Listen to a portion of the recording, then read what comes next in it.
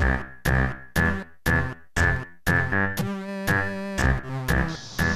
this past month I finally got my technician's license, which I've had this book for a while. I just never got around to really studying it or anything.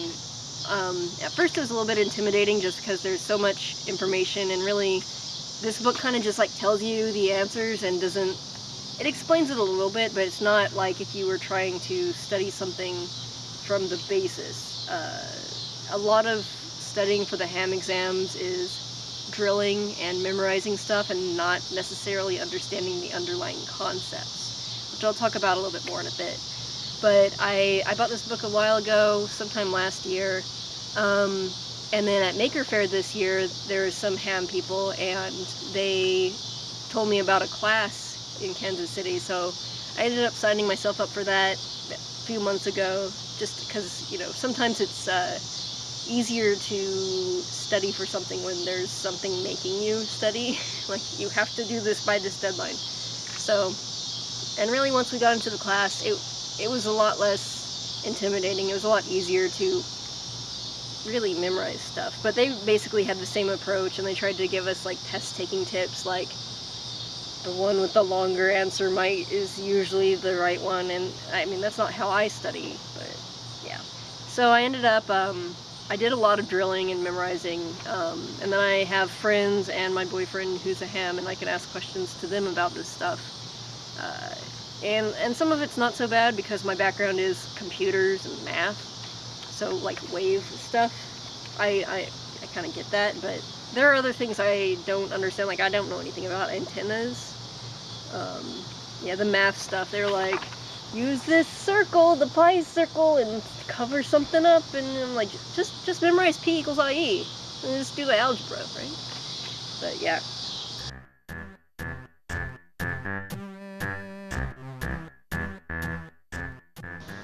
So I've been listening to a lot of static since I got my ham radio. I'm a little disappointed. Maybe there'll be more people now that it's officially, like, not work hours.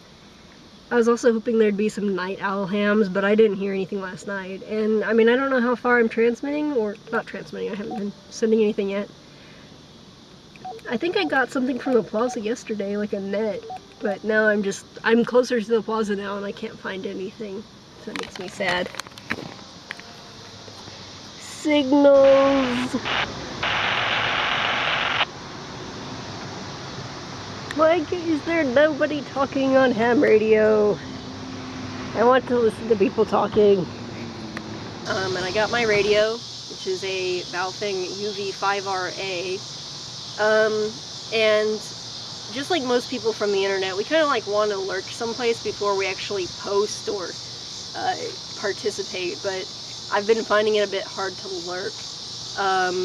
I've found I've found maybe 2 conversations since the time I've had this. I have listened to, like, the campus police and some sort of service that was busing kids around, but, I haven't really had the chance to really listen to many hams converse with each other and just kind of get a feel for, I don't know, like, how they talk and such, and I'm a little bit, like, afraid to actually transmit. I'm afraid I'll use the wrong subsection of a band or something, or not do something right, so I don't know. I haven't done anything yet, but Hamfest, there's a Hamfest this weekend, so we'll be going to that, and there'll be, you know, their repeater there, and, or I don't know if it's going to be a repeater or just a simplex frequency.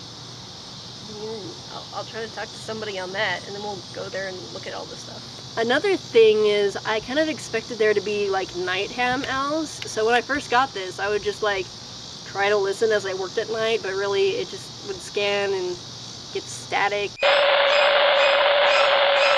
and all of that. So it's become a little bit more apparent to me that I actually have to go out and try to seek out, like, other towns that have maybe more active people, because I don't think I'm in a really heavy area right now. Like, if I were closer to Kansas City, it might be better, or if I were further south, it might be better.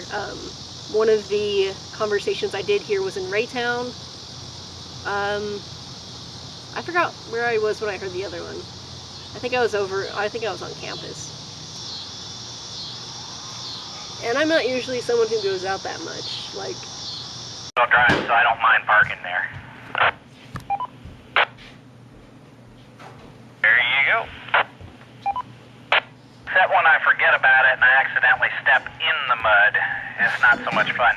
I'll try and get you on the, actually I have no right to call it a handy talkie. That is isn't that a Motorola copyrighted name? I don't know, but you can call it a handy talkie, I won't tell anyone.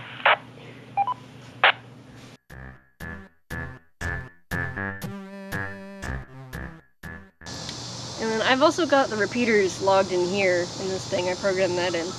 But then I also bought this little notebook to keep in my purse, because this will fit in my purse if I take the antenna off. And I basically just have I have all my devices in my purse. I have this camera, I have a tiny tripod, I have my DS, I have my radio. Please don't rob me. But yeah, so I have stuff like, you know, the Morse code and phonetic alphabet. I've only memorized part of the Morse code stuff. I have a list of my friends' call signs, and I have a list of repeaters by town. And then I've been trying to log activity, but, you know, so far there hasn't been a whole lot. We have, a few days ago I heard commercials on the radio for some reason. I've heard this before, I don't know why it ends up sounding like a radio on your radio, like something's bleeding over or something. So yeah, that's maybe my notebook, and I'll put all my handy things in here. But for now,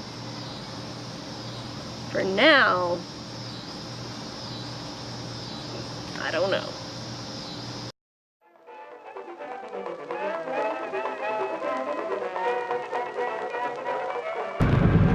Healthy quick trip breakfast. Yay! Okay, do the Gordon West impression. This is Gordon West. I'm here to talk to you about ham radio. Yep, there's a lot of activity on the radio band. Over here on the other radio bands, we got a lot of radio talking on. What about the magical 6-meter band? On the 6-meter band, you can do meteor skip. What do you say? So why are we going to the library first? For amateur extra testing. For yourself? For me. Yeah. Are you gonna do good? Oh God, I've studied, but there's a lot of stuff. Okay. Also, there's no skateboarding allowed in the library. Can you believe that?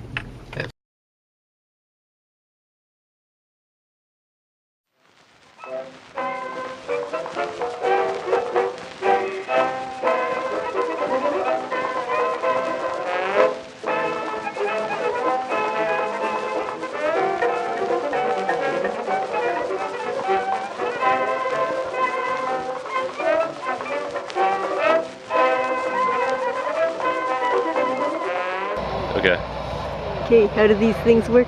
So these antennas are Yagi-Uda antennas. They're also dual band antennas, and the way they do that is basically by building two Yagi-Uda antennas onto the same beam. And you can see that there's a series of shorter posts, and then a series of posts that are spread out more, and the ones that are farther apart are for 2 meter, and the ones that are closer together are for 70 centimeter. And a lot of satellites will receive on one band and transmit on another, and there's different modes. So for example, mode UV is upload or uplink on UHF and downlink on VHF, where the U and the V means UHF and VHF. And so if someone says mode XY, X is, you know, transmit and then receive from the ground. Or what frequency are they listening on and they going to transmit on? Is X is they listen, Y is they transmit. X is we transmit, Y is we listen. So they don't ship like that. By using an antenna like this, by having by having a big split apart, you can I don't know why they do that. I thought it was for just to cover 2 different bands that are spread apart more. If you have a bunch of things that are all near the same frequency, it'll interfere with each other a little bit and raise the noise floor. But I'm not entirely sure why they do it with 2 different bands.